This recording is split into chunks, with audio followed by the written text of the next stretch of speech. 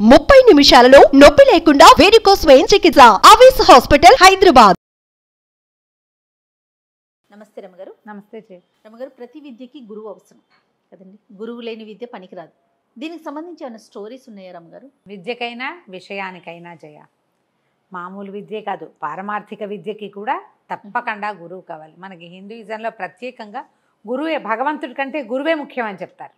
తల్లిదండ్రుల తర్వాత గురువే గురువే కదండి. గురువే ఈ గురువే మనకి భగవంతుడిని చేరే మార్గం చూపించేవాడు. ఏదైనా ఒక విషయం తాలూకు అర్థము, అంతరార్థము మనకు తెలియాలంటే ఏదో వాక్యం కనపడుతుంది జయ, చదివేస్తాము, డైరెక్ట్ మీనింగ్ అర్థమవుతుంది. లోపల ఏం చెప్పదలుచుకున్నారో తెలియదు మనకి. అవును. అందుకని నేను చూడు, లలితా సహస్రనామం చదువుకోవాలి. గురువు ఎవరి దగ్గరైనా నేర్చుకోండి, సహస్రనామం ఎవరి దగ్గరైనా చదువుకోండి, ఏదైనా ఎవరి దగ్గరైనా చదువుకోండి, భగవద్గీత ఎవరి దగ్గరైనా చదువుకోవాలి. మనమే చదువుకునే దానికంటే కూడా గురువు ఉంటే ఆయన బోధిస్తున్నప్పుడు అప్పుడు ప్రశ్నల మీద మనం ఒక ప్రశ్న వేసి మరింత సమాధానం వస్తుంది. మనకేదో ఒక డౌట్ వచ్చింది, దాని మీద అడిగాము, గురువుగారు దాని సమాధానం చెప్తారు, దాన్ని లోతుగా వెళ్తాం. మనమే చదువుకుంటే మనం అంత లోతుగా వెళ్ళాం. ఏ స్విమ్మింగ్ లాంటివి కూడా సొంతంగా నేర్చుకునేదానికి ఎవరైనా నేర్పించిన దానికి టెక్నిక్స్లో తేడా చాలా ఉంటుంది. అలాంటి చిన్న చిన్న విషయాలకే అలా అనుకుంటే కనుక విద్యకి మరీ అవసరం. అయితే ఈ గురువు ఆవశ్యకత మీద ఒక చిన్న కథ ఉంది, చెప్తాను.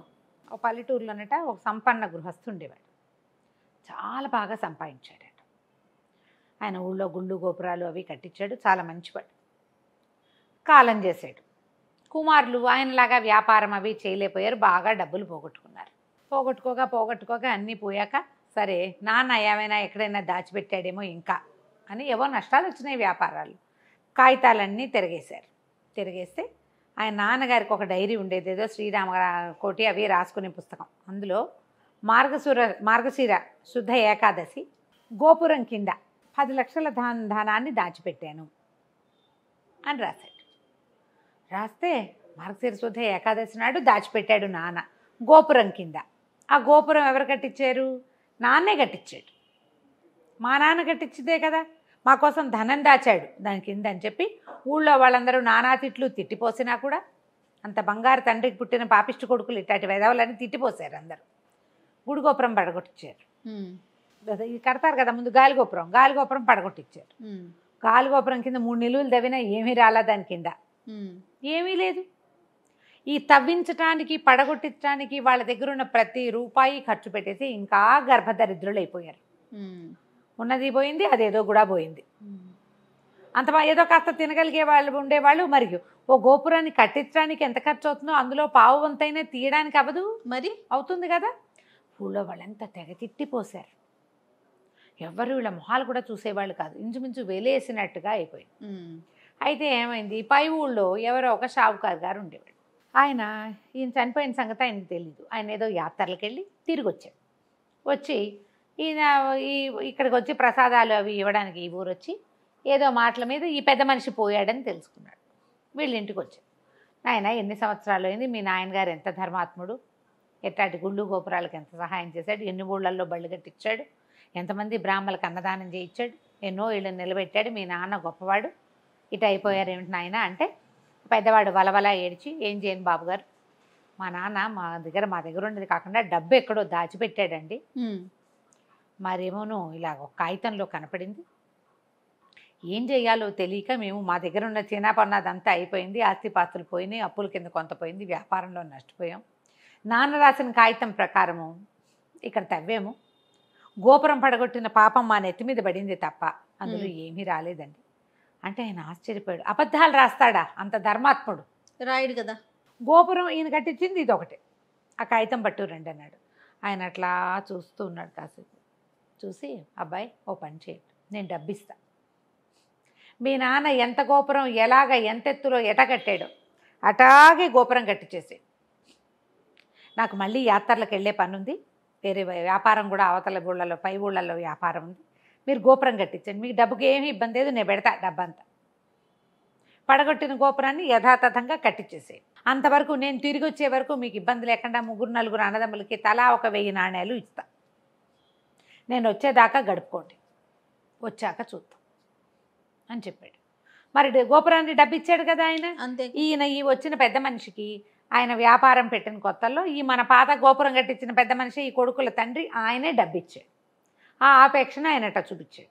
సరే వచ్చాక ఆయన వచ్చి వెళ్ళిపోగానే వీళ్ళు ఏం చేశారు, ఆయన ఇచ్చిన డబ్బుతో ఊళ్ళో వాళ్ళ సహాయంతో మొత్తానికి గోపురం లేవదీశారు. మొత్తం అందరూ మెచ్చుకున్నారు. ఫోన్లే పడగొట్టారు పిచ్చి వెధవులు, మళ్ళీ కట్టారు. పైగా ఈ గోపురం కొత్తగా కూడా ఆయన ఎప్పుడు 20 ఏళ్ళ నాడు కట్టాడు. ఇప్పుడు బ్రహ్మాండమైన గోపురం వెలిసింది, ఆహా ఓహో అన్నారు. సరే గోపురం మొత్తం తయారైపోయిన తర్వాత మరి ఒకనాడు ఈ పెద్ద మనిషి వచ్చాడు. వచ్చిన తర్వాత అదేం మాసము వాళ్ళది, శ్రావణ మాసం. వచ్చి సరే బాగుంది నాయన, శుభం, అందరూ బాగున్నారు కదా, నేను మళ్ళీ వస్తానని చెప్పి గోపురాన్ని చూసి వీళ్ళ ఇల్లు వాకిళ్ళన్నీ చూసి వెళ్ళిపోయాడు. శ్రావణం అయింది, ఆశ్వీజం, కార్తీకం అయింది, మార్గశిరంలో వచ్చాడు. ఆయన మార్గశిర శుద్ధ దశమి నాడు వీళ్ళింటికి వచ్చాడు. వచ్చి రాత్రి వీళ్ళింట్లోనే పడుకున్నాడు. ఏకాదశి నాడు ఉదయం నిద్రలేచి బాబు రెండ్రా నాయన అని చెప్పి మార్గశిర శుద్ధ ఏకాదశి నాడు ఆ గుడి గోపురపు నీడ ఎక్కడ ఆగుతుందో మధ్యాహ్నానికి అక్కడ తవ్వమన్నాడు. గుడి గోపురపు నీడ ఎక్కడ పడుతుందో అక్కడ పెట్టించాడు ఆయన. తవ్వేసరికల్లా ఒక నిలువు తవ్వగానే డబ్బులు బయటపడ్డాయి. 10 లక్షల నాణ్యాలు. ఆ రోజుల్లో నాణ్యం అంటే ఎంత ఖరీదు, నా వరుస బంగారం. నాణ్యం అంటే 8 గ్రాముల కాయిన్ అది. అంత డబ్బు బయటపడింది. అప్పుడు జనం బాగా సంతోషించారు.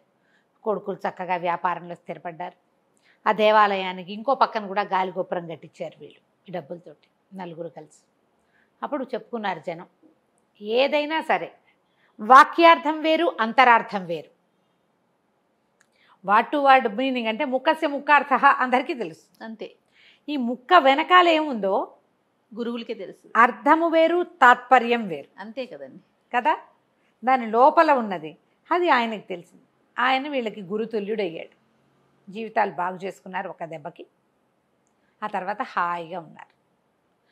ఏ విషయమైనా మీ అంతటా మీరు నేర్చుకున్న దానికి, ఎవరి దగ్గరైనా నేర్చుకునే దానికి, మెరుగులు దిద్దిన దానికి ఎప్పుడూ తేడా ఉంటుంది.